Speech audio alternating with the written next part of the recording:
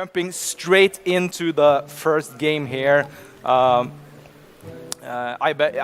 but EBeenn's going to go ahead and get this Hench Clan rogue thug down, and we're going to start seeing some buffs coming out. Not too much. You almost have to. You really don't want to allow that Hench Clan thug to stay on board for too long. This is going to be a really good clear here for Empanizado. Getting the second one. Awesome, oh, that upgrade though is huge. Getting a 5/6. That's a. Yeah, definitely not. And you have the right Dr. Boom in hand right now. You definitely want to see Mad Genius first, especially because we've seen Empanizado struggle a little bit to actually put bombs into EBeenn's deck. He really hasn't seen the opportunity. No, but it seems like it has to be done. Ooh, picking up the high spar and Togwaggle just straight away just to get the everything. I'm so mad. All right, so Boom's out. So Boom's out. This means Blastmaster Boom in itself doesn't, because well he's not a mech, but walk the plank and a Hench Clan thug. Okay, so now we assembling out more to having a heavy amount of brawl here. Though not seeing a brawl last turn though for EBeennn, he can feel, or he feels safer to go a little bit wider here, and that was basically emptying his hand here now, building a big Edwin.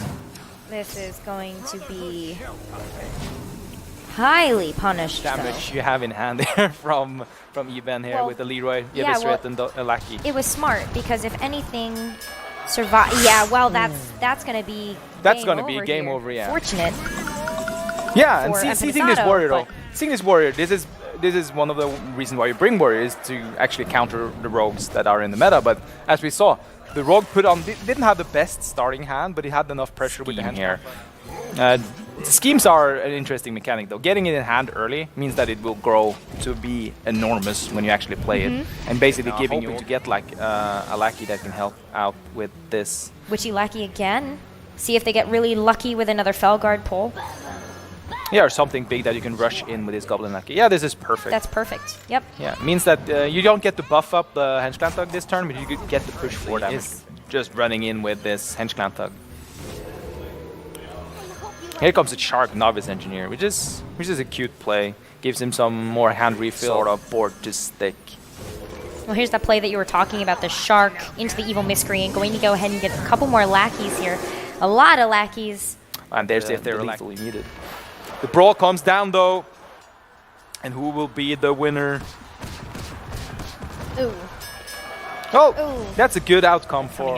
yeah, this is a lethal setup from EBeennn though, unless there is some armor gain. But as we see here though, the armor coming in from Dr. Boom is 7, which is... value here from Blastmaster Boom going down, except for the fact that you have the Acolyte of Pain on board. But that's not the worst thing. Oh, no. Getting Blast Shield again though.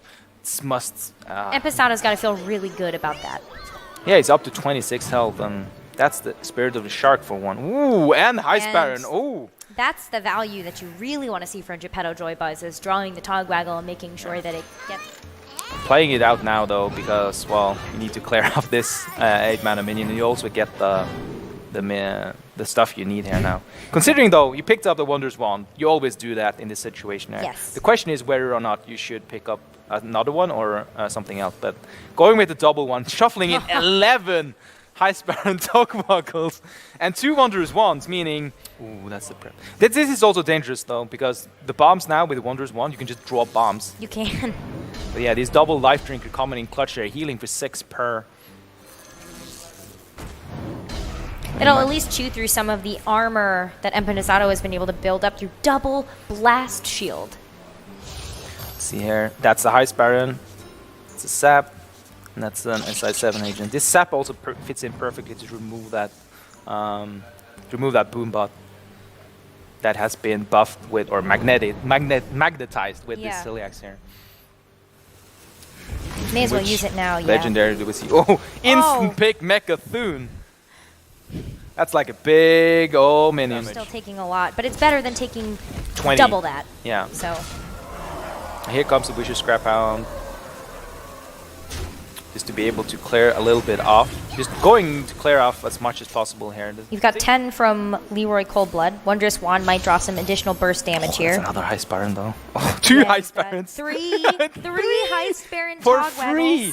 It's like you saw how much problem Empanizado had last turn by dealing with that board, and now you can just build another one here, because if you Sarok's Crown, you can't SI7 this. Oh, these are not the... It's like another 5/5s. It's like a full board that's bombs and bloods into your deck.